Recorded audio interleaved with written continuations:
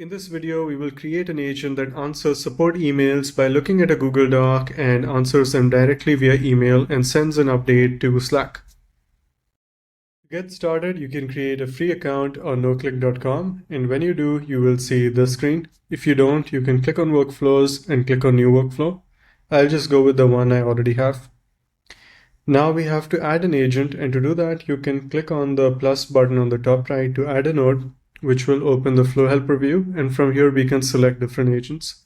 For example, you can search for Codex by OpenAI, Claude Code, OpenClaw, OpenCode, Hermes, but for now we are just going to go with GPT-mini latest, and I'll just drag this and drop this into the canvas.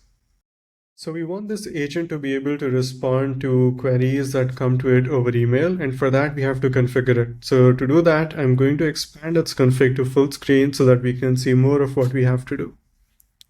There is a button here called Add Trigger, which we will have to press to open this pop-up, which shows us all the different triggers that we can add to this agent. For now, we just want it to be able to respond over email, so I'm going to search for email and click on Trigger Email. It's asking us to fill out an email address, so I'm going to type in support demo, and this has created a new email address for me at supportdemo@noclick.app. If you already have an email address, instead of connecting Trigger Email, you can connect the Gmail or the Outlook node, depending on where your email is. So I'm going to copy this for now, and the next step is to actually give it access to the Google Doc with all of our company FAQ that we want to ground the responses in. So to do that, I'm going to click on Add Tool, and you can see there are 150 different integrations we have on this platform. And for now, we just want to connect it to Google Docs. So I'm going to search for Google Docs and click on Google Docs. And we haven't connected credentials, so I'm going to connect it to my Google account. So I've connected my Google account, and now I have to actually select the tools that I want the agent to have access to. For now, I just wanted to be able to fetch one single document I have in my Google Drive. So I'm going to select this, and I'm going to limit to specific documents. And from the specific documents, I'm going to select support FAQ, and that's it. So the agent can only fetch this one document and not do anything else. I'm not leaking any other data to it. We can select any of the other tools as well, but for this example, we just need this tool. Now let's say I also want the agent to send me a message on Slack whenever somebody asks a question. So to do that, I will add another tool, and this time I will search for Slack, and I have to connect my Slack account, so I'm going to just do that really quick. And the next step is to select different tools that I want to give the agent access to.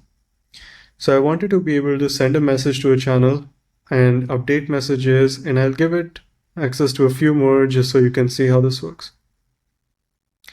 So we're almost done. The next step is to make sure that everything is filled out here. So it's asking me to fill out the message. And over here, I have to describe to the agent how it's supposed to behave. So I'll just do that.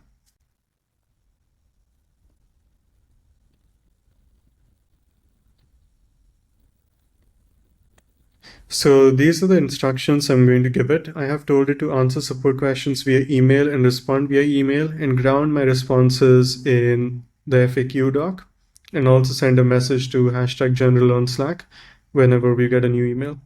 I'll just show you what the support FAQ looks like so you have context.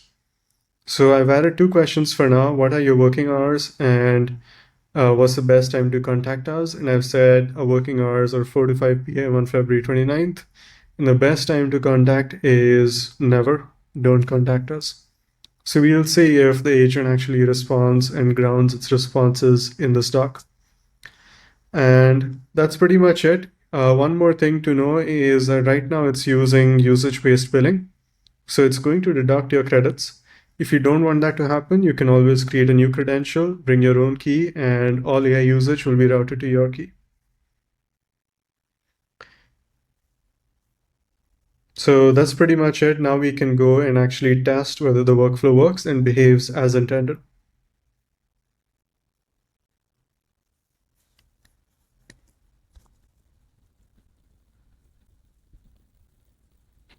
So I'm going to send this email now, and it'll take about 5 seconds for Gmail to send the response, send the email. So we should be seeing this workflow running anytime now.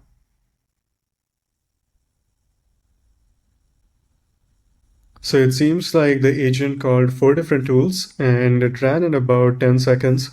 And we can start from the beginning. It called Slack lookup options, and it looked up where the general channel is. Then it fetched our Google Doc, so our support FAQ doc, it fetched that.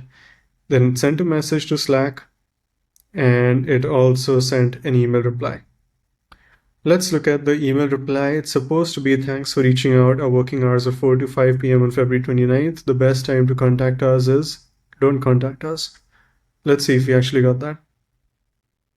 So we did get a response, and it looks like we just got it, and it's saying the same thing we saw in the tool call. So everything seems to be working. You can see the agent behaved as intended. It even told us that it sent an update on Slack. So let's just make sure that is also true. Okay, so you can see that we just got a message on Slack as well. So that's how you build an agent. You can build an agent that has access to tools across 150 different integrations we have, and it takes just a few minutes to set it up. And if you have any questions, feel free to join our community and ask a question on the support channel. If not, hope you enjoy the product and have a good day or good night wherever you are.